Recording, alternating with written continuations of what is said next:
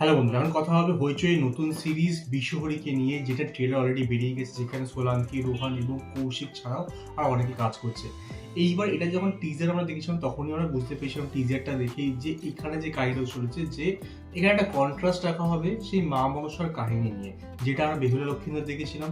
চাঁদ সওদাগর বেহুলা লক্ষ্মীর যে প্রবলেমটা কাহিনীটা যেখানে হয়েছিল, সেটার সঙ্গে কিছু কন্ট্রাস্ট থেকে এই কাহিনীটা তৈরি হবে, এইটুকু আমরা হিন্ট পেয়েছিলাম প্রথম যে টিজারটা থেকে। এবার ট্রেলার থেকে কাহিনী আরও অনেকটা জানা যায় এবং আমি বলবো আমার এটা কাল রাত্রির থেকে না বেটার ট্রেলার বলে মনে হচ্ছে এবং সিরিজটা বেটার হতে পারে। বিকজ কাল রাত্রিতে যদিও ওখানে মেন ফোকাস হওয়া উচিত ছিল যে খুন কে করছে এবং ওটা একটা ডিটেকটিভ অ্যাঙ্গেল থাকা উচিত ছিল, বাট সেটার জায়গায় ওখানে মেয়ে মানুষ কেচ্ছা অ্যান্ড অল দোজ থিংসগুলো বেশি ফোকাস করা হচ্ছে এবং সিরিয়াল টাইপের ব্যাপার রাখা হয়েছে বেশি, আমার মনে হয়েছে, রাদার দেন ওই অ্যাসপেক্টগুলো যে ডিটেকটিভ অ্যাসপেক্টটা, ঠিক আছে, খুনটাকে করছে, একটা সাসপেন্স রাখা, এই অ্যাঙ্গেলটাকে বেশি এক্সপ্লোর করা হয়নি। অ্যাটলিস্ট ফার্স্ট সিজনে, সেকেন্ড সিজনে দেখতে হবে কেমন হয়। তো এই পার্টিকুলার ট্রেলারের কথা বলি, এটা আমার বেটার মনে হয়েছে। এখানে ওই কিচ্ছাগুলোর উপর আপাতত এই ট্রেলারতে অতটা বেশি কিছু দেখানো হলো না, এখানে জেনারিক রাখা হলো কাহিনীটা এবং এখানে বেশি যে ইম্পর্টেন্ট জিনিসটা রয়েছে বা এটার যে ইএসপি বা এপি যেটা বলতে পারি, এখানে হচ্ছে মা মনসা, একটা আমাদের মাইথোলজিক্যাল ক্যারেক্টার, ঠিক আছে, সেটাকে রাখা এবং লজিক মানে একদম জীবন্ত মা মনসাকে দেখানো, ঠিক আছে। তো একটা ভালো এবং খারাপ। ভালো এটা বলবো যে এখানে যে ঠাকুরের অ্যাসপেক্টটা রেখেছে এবং তাকে রিয়েল যে মানে ওখানে এই বাড়িতে থাকে এবং এই বাড়ির পিছনে পড়ে আছে, একটা ডায়লগই আছে যে মা মনসা খেদে কার নেই, একটা বাড়ির পিছনে পড়ে আছে।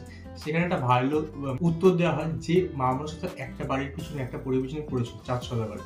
তো সেটা কিন্তু খুবই রিয়েল জিনিস, এরকম হয়ে থাকে। এইবার যেটা আমার ভালো লাগেনি এখানে আবার দেবতাদের বিষয়, সেটা হচ্ছে স্টার্টিংয়েই আমরা যে মা মনসার রূপটা দেখি, সেটা আমার ঠিক ভালো লাগে না। যাকে মা মনসার রোলটা দেওয়া হচ্ছে, তার লুক, তার মেকআপ, তার ভয়েস কোনোটা আমার পছন্দ হয়নি। একটা ডিভাইন ফিগার, ঠিক আছে, একটা দেবী, তার লুকটা, তার মধ্যে একটা দেবত্ব ব্যাপার, ঠিক আছে, একটা গ্লো, একটু এইসব জিনিস থাকা দরকার ছিল। এবং ভয়েসটা যদিও আমি দেখো, যখন আমি মনে আছে একটা সিরিয়াল হয়েছিল অনেক দিন আগে সারার সাথে, সেখানে আই থিঙ্ক বেটার কাজ করেছিল, ওখানে যে আই থিঙ্ক অ্যাক্ট্রেসটা বেটার নেওয়া হয়েছিল, সেখানে দেখতে বেটার মনে হয়েছিল এখানের থেকে, ঠিক আছে, যদি এটার লুকটা অ্যাকুরেট অ্যাজ মা মনসা হওয়া উচিত ওখানে থেকে, ঠিক আছে। বাট ওখানে অ্যাক্টিংটা বেটার মনে হয়েছিল, ওখানে লুকটা বেটার মনে হয়েছিল। এখানে আরেকটু না লাইক পলিশ ব্যাপারটা দরকার ছিল। এই যাকে দেওয়া হয়েছে মামাস ক্যারেক্টার করতে, তাকে আমার অতটা ভালো লাগেনি, আরেকটু দেখতে বেটার আই থিঙ্ক দেওয়া উচিত ছিল। এবং একটা গ্লো, ঠিক আছে, একটু করে ভিজুয়াল এফেক্ট ইউজ করা হচ্ছিল মামাসের জন্য।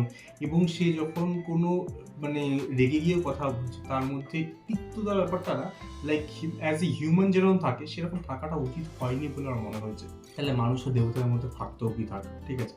তো ওই জন্য আমার প্রথমে যেটুকু আমাদের দেবীকে দেখতে পারি অ্যাজ লাইক জীবন্ত, সেটা আমার পছন্দ হয়নি। বাট তাছাড়া প্রথমে দিকে যে দেখানো যে মা মনসার যে মূর্তিটা, সেটা গ্লো করেছিল সেই বছর 200 বছর আগে ওই বাড়িতে যে একটা বিয়ে হয়, সেই বিয়েতে যে জামাই ছিল বা আই থিঙ্ক বাড়ির ছেলে ছিল, সে মারা যায় সাপের কামড়ে, এবং সেই ঘরে সেই সাপটা থেকে যায়, সেই ঘরটা বন্ধ করে দেওয়া হয়।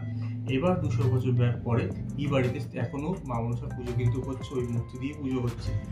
কিন্তু কি হয়, ওই বাড়িতে কেউ একটা প্রমোটার বা চুরি করতে এসছে বা সামথিং, কেউ এসে ওই বাস্তু সাপটাকে খুলে মেরে ফেলে। মা মনসা রেগে যায় এবং এই বাড়ির উপর একের পর এক হত্যা চালায়, ঠিক আছে, সাপের মাধ্যমে।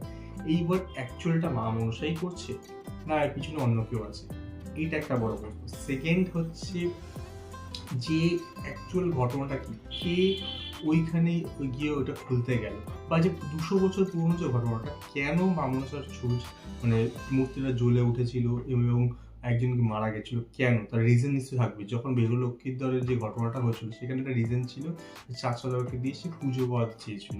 তো ওই সময় যে 200 বছর আগে এই পরিবারে কি এমন হয়েছিল যার জন্য খুন হলো, মানে মা মনসা কাউকে মারলো, এবং এই এতদিন পরে শুধু কি সাপটা বাস্তু সাপ মারা যাওয়ার জন্যই এখানে মারা হচ্ছে বাকিদের পরিবারে, না আরো কোনো ঘটনা আছে? তো এটা একটু বেশ সাসপেন্স রাখা হয়।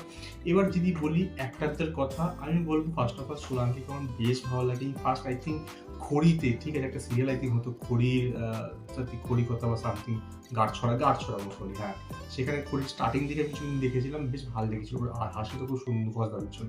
এছাড়া কিছু বোল্ড সিন আমরা করতে দেখি অনেকগুলো সিরিজে, আই থিঙ্ক হইচইতে কিছুটা সিরিজ আমি দেখেছিলাম, বেশ বোল্ড সিন করেছিল। তো যাই হোক, এই কারণে তাকে দেখতে আমার বেশ ভালো লাগে, তার অ্যাক্টিং বেশ ভালোই লাগে আমার। তাছাড়া রোহানকে ঠিকঠাক লাগে, ঠিক আছে, অনেক সিরিয়াল মুভিতে ওকে দেখেছি, ঠিকঠাক লাগে, বাট আমার যাকে ভালো লাগে সে হচ্ছে কৌশিক রাজ। তার অ্যাক্টিং এর মধ্যে কিন্তু দম আছে, সে একটু ডিফারেন্ট টাইপের ক্যারেক্টার কিন্তু প্লে করে, আমার ভালো লাগে তাকে। এবং এইখানে যে ক্যারেক্টারটা প্লে করছে, আই থিঙ্ক ও একটা লাইক পুরোহিত টাইপের ক্যারেক্টার প্লে করছে, বাট তার মধ্যে কিন্তু আই থিঙ্ক কিছু একটা প্রবলেম আছে, সেই আই থিঙ্ক ভালো লোক নয়, সে হয়তো কোনোভাবে জড়িত, এই যে প্রবলেমগুলো হচ্ছে মানুষের সঙ্গে সে তার মধ্যে। তো অল ইন অল একটা মিস্ট্রি টাইপের রাখা হয়েছে, দেবত্ব ব্যাপার রয়েছে, একটা পরিবার জড়িত রয়েছে, সব মিলে কিন্তু বেশ একটা রহস্য ব্যাপার রেখেছে, যেটা আমার ভালো লেগেছে। যে টিপিক্যাল সিরিজ ওরা বানিয়ে থাকে, যেটা বললাম কাল রাত্রির সঙ্গে কাল রাত্রি পাপ বা ওই ধরনের যে সিরিজগুলো রয়েছে, সেগুলো থেকে একটু ডিফারেন্ট মনে হচ্ছে, কিছু ডিফারেন্ট ট্রাই করছে মনে হচ্ছে। এবং একটা যে বললাম যে মাইথোলজিক্যাল ব্যাপারগুলোকে নিয়ে কিন্তু খুব বেশি কাজ আমাদের ইন্ডিয়াতে বাংলাতে হয় না, বাট সেটা কিন্তু মাইথোলজিক্যালি কিন্তু আমাদের মানে ইন্ডিয়া বা হিন্দু শাস্ত্র কিন্তু খুব রিচ, ঠিক আছে, কিন্তু অনেক কিছু বানানো যেতে পারে। তো এটা দেখে আমার ভালো লাগছে, এটা বানানো হচ্ছে। তো আমি অপেক্ষা করবো এই সিস্টেম দেখবো কেমন হয়। 14 ফেব্রুয়ারি রিলিজ করছে, লাইক ভালোবাসার দিনে এই ধরনের সিরিজ করছে, লেটস সি কেমন হয়, তো দেখা যাক। তো তোমরা কি এই ট্রেলারটা দেখেছো, কতটা এক্সাইটেড ফর দিস সিরিজ, আমার কমেন্টে জানাতে পারো। আমার সঙ্গে দেখা হবে নেক্সট ভিডিও। Good bye.